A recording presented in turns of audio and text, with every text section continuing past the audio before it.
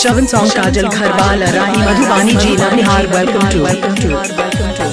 Shravan Deewana I love you two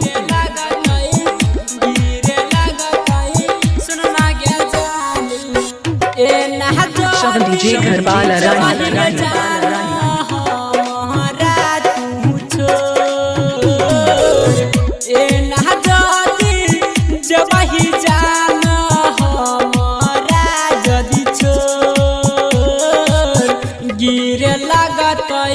सुन ना गे सोना आँखिया से लो श्रवण डीजे लगतई सुन ना गे जानू आँखिया से लो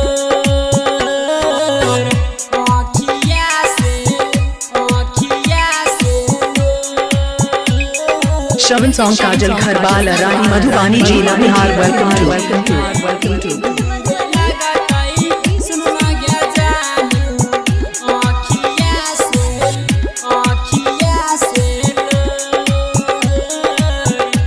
श्रवण सॉन्ग काजल घरवाल रानी मधुबानी जीना निहार वेलकम टू हमारा से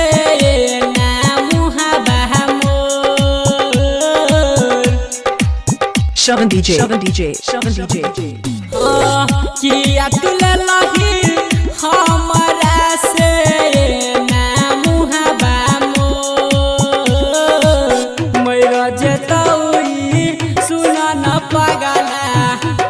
देना हमरा गिरे लागतई सुन ना गे सोना आँखिया से लो श्रवण डीजे घरवाल रानी छोड़ के जबही हमारा गे छो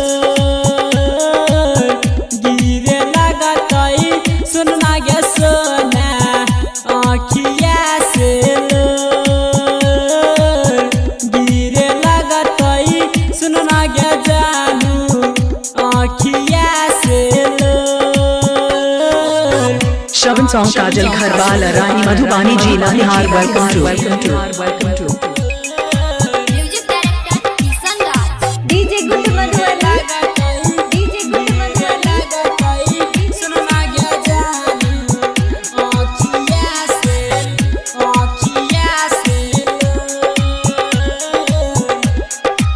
लाने म्यूजिक दरभंगा श्रवण दीवाना घरवाल रानी के जाई है अपना ओढ़ानी के को